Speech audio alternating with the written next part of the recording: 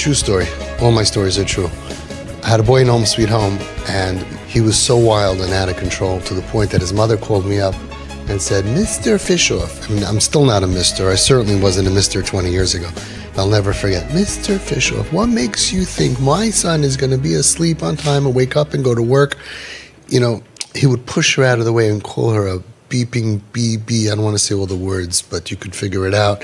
He put cocaine in the chaunt. They had Simchas Shabbos. They had Einig Shabbos. He was out of control, stealing the car and everything. He's going to come. And he moved in July 4th. And it was in the middle of February. And he was calling me from his job. He was with us July, August, September, October, November, December, January, February. In the middle, 7.5 months. And I heard in his voice that he wanted to go back to yeshiva. I just heard it. All the way from Home Sweet Home, being messed up and Mechal Shabbos, smoking on Shabbos publicly. 7.5 months later, I heard in his voice. And I told him, you know what, go home, take a shower. I'm picking you up in a half hour. Put on some of your old clothes. We're going to visit your yeshiva in Lakewood. He's like, really? Really? I'm like, yeah, grab your stuff. I picked him up a half an hour later. A boy with a white shirt. Just 3 years ago, he was in yeshiva. White shirt, black pants. He told me he took a shower, he took a shave, he put on his old stuff. He said, I didn't recognize myself. And we headed off, uninvited, unannounced, to yeshiva, his yeshiva in Lakewood, mainstream yeshiva that he got thrown out of 3 years before. And he tells me, he says, on the Verrazano, remember that's where it was, he said to me, he goes, you know, the hardest part of this is that I have to quit smoking. They don't allow smoking in yeshiva. How am I going to quit smoking? So I told him, I'll tell you what, I can't help you, but I'm with you. Okay? I also smoked a little bit. Every day you don't smoke, I'm not going to smoke. Ima yonachi b'tzara. Sometimes when the kids are going through stuff, you know, she's quit 80 days from weed after using it day and night and needing it and depending, you know, I'm not saying you're going to say, you know, for every day you don't do weed, I won't do weed. Pick something that you're doing. Pick something bad that you're doing or health-wise or whatever. It's so hard. The most we could say is, Ima enachi b'tzara. I'll just finish the story because it's such a great story. So I brought him into the Rosh Hashiva's office. I said, come, he's here.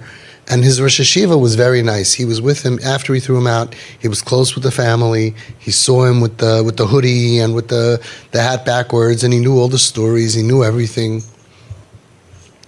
And I walk in with this kid, and I sit down in his office, and he's like, what is this? What happened? Like, what is it? It was unbelievable. Then I asked the boy to leave the room for a few minutes, and I said, I brought him back. To you. He's like, whoa, what do you mean to me? I said, I'm leaving him here. He goes, no, I can't just take him in the middle, it's in the middle of his mind. I said, what do you mean? Everybody says, bring the boys back, right? I brought him back, literally. He's coming back to you. He'll listen to whatever rules you want. Spend time with him, you'll see, whatever. So I said, so everybody says, bring the kids back. I brought him back, mamash to you. He said, I can't believe it. I said, speak to him. So I go outside, I send the kid in. 15 minutes later, he calls me back and he says, it's unbelievable. He's willing to sign everything. He's willing to do everything. But he said, I can't put him into 12th grade. I can't put him to 11th grade. He was kicked out 2 years before, in 9th grade. I can't put him in 11th grade. That Rebbe is not going to have the patience. I'll have the patience for him. I'll tell you what. September, if he's still interested, he's accepted to come into my share. Back into a regular mainstream black and white penguin yeshiva. Unbelievable. Good deal? Yeah, not enough. I said, but he's here now. I'm not sending him to a floater yeshiva or whatever. He's here now. He was like, we have no choice. I said, you're right, we have no choice. He's like, you're right, we have no choice. I said, you're right, we have no choice. He goes, why you keep saying what I'm saying? I said, because we have no choice. He has to come into your shir now. The 11th grade Rebbe is not going to have patience for him. Right? You're going to have patience for him. He's coming to learn, so he'll start 12th grade now. He's a brilliant boy. He'll catch up to 2 years he missed. And next year, September, he'll be officially in your class. Until now, he'll do a pre-12th grade class. I can't do that. How can I do that? I can't. It's impossible. It's never been done. I have to speak to the board, or the board of directors, whatever. I said, there's nobody to speak to. There's nothing to do. There's no choice. He's coming to learn. And he's not the same boy that you threw out. He can't come into 11th grade. You're right. You know he's a smart kid. Invest in him from now. Build him up, that you're accepting him into your class. You know, I didn't tell him this, but Rabbi Yochanan, you know what he did to get back Rish Lakish? You know what I mean? He gave him his sister to be his wife. I didn't ask you to do that. I'm just saying you build up his self-esteem, that you're taking him in now because that's how much you believe in him. And he did. And he did. And if we were nominating people from 15 years ago, I would nominate him. It's tzaddik. Right? We called all the board of directors. I said, you're not calling anybody. It's all board of directors. You're the Rosh Hashiva, you're taking him in. Yeah, but you know what? We know what he did 2 years ago? Whatever. He got caught with this and he broke every rule. I said, tshuva.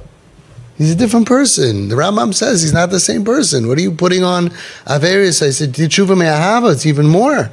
So those Averis now, each time you tell me what he did, you're telling me he learned night Seder through the night. He was trying to tell me he snuck out at night and he went to Chveis. I'm like, Tshuva Me'ahava. He stayed up all night and he learned Shas. He finished the Masechtas. Tshuva Me'ahava. Nasa, right? Keskuyas. What are you looking at? And the guy was great and he took him in and he stayed there for 12th grade. And Baruch Hashem, he shtel davek abayis nama b'Yisrael l'shem u'l'teferes.